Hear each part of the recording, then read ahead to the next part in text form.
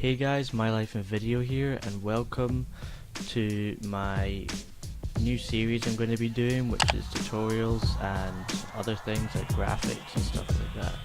So today we're going to be doing a little bit of graphics, and I'm going to show you basically how to make a beautiful looking YouTube thumbnail that everybody will be stunned by. So first of all, you want to go and get a gradient. You want to go get something that looks nice.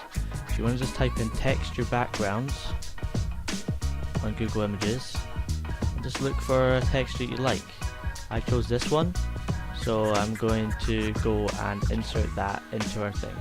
But first of all, we want to go to new, and we're going to make it 1920 by 1080. That's going to give us a crisp image. Lots more pixels instead of doing 1280 by 720. Nobody does 1280 by 720 thumbnails anymore, so that's what we're going to be stick by, 1920 by 1080. So let's click OK. It will expand us to 1920 by 1080, and that's us done for that. So next, we want to go to Layers, Import from File. We want to go to Random Photos. Well, that's the file that I have, the folder that I have called it. And there's our texture background that we downloaded off Google Images. Click open, bam! There's a new gradient background. So we don't need this this layer anymore. Just delete that, and next we're going to add a new layer. The layer 2 is going to be above layer 1, above the gradient layer. So next we're going to add in some text, and I have got this cool text that I always use in my thumbnails, Obelix Pro. So to get out of this selection, press escape, I suppose you could say, and that's it out. So where I get my cool fonts from is defont.com. You can download fonts off here and install them to your computer, and if you want I can make a video later to show you how to install fonts. So I'm going to insert my Obelix Pro font into here.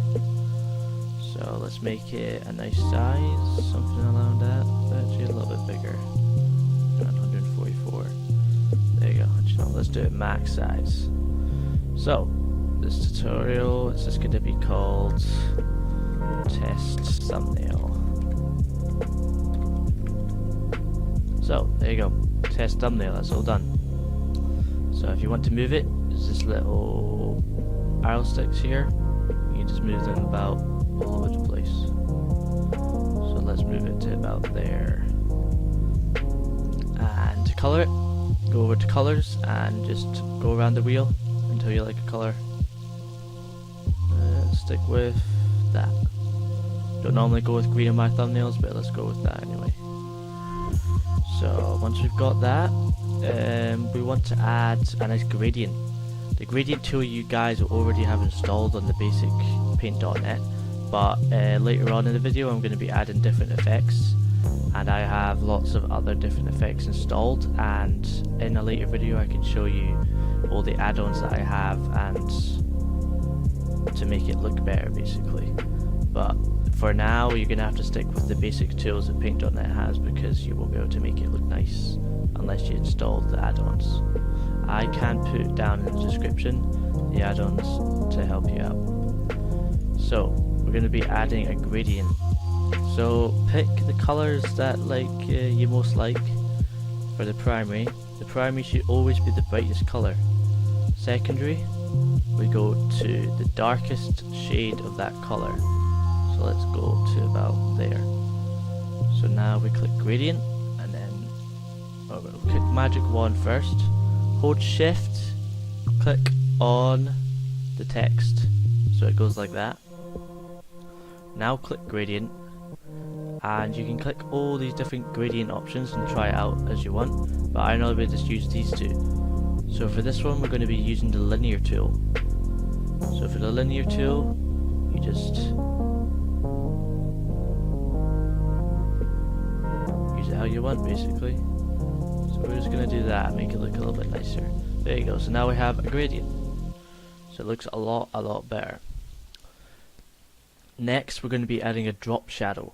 So you want to go to effects. I'm not sure in the basic Paint.net if you have drop shadow or not. You might have a basic version of it, but I'll put in the description the plugins that I have installed, and you can install them for yourselves.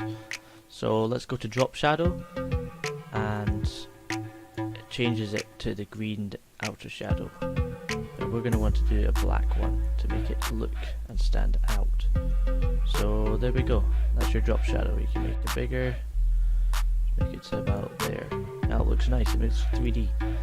And for the final trick I'm going to show you guys, for text, you want to go to there, you want to duplicate this layer, go to the bottom layer, click the selected pixels button, click, hold Control A and the down arrow keys, and you'll see it gets 3D. So let's make it nice, let's make it there you go. So now it looks nice. So let's finish off this thumbnail. We're gonna add some new layers. I think we're gonna add this. I got this Paint.net logo from online on Google Images. So I just went on images and typed in Paint.net logo, and I got it here. So I just saved it onto my file, and let's just import it in, and then just add a new layer for that. So that's our new layer added for the Paint.net logo. We've got it here, so you can just put it wherever you want. Now that I've showed you the basics, you can just really do what you want on Paint.net. It's super easy to use. Move it around, test thumbnail, Paint.net. Let's suppose this would be a better thumbnail than test thumbnail, but there you go, Paint.net logo there. Let's insert, what should we do? Let's do that. So there, that's a thumbnail basically done. So that's all the basics all done for you. If you really want, you can go back to the text layer and you can highlight it, holding shift, effects, object align. This is a plugin as well, but I'll show you down in the description where this plugin is from. Center, and it will center these words, so now they're totally very, very good looking. And if you haven't saw on most of my thumbnails that I have a yellow background, well, you guys can do that as well, and it's super easy to do. So add a new layer, drag it all the way down to the bottom or just about there, and just keep it there.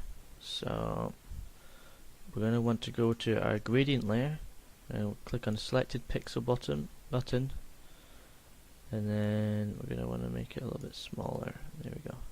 So we have a little bit of an outline, like that. There we go. We can make it a little bit smaller as well if you want a little bit more of the background showing up. There we go. I'm just going to use my center both tool because I can't be bothered. So just want to click that.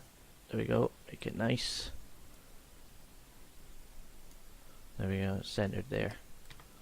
So you want to click out of that. You're going to want to go to your layer 5. And let's make it yellow for this one. So primary and yellow.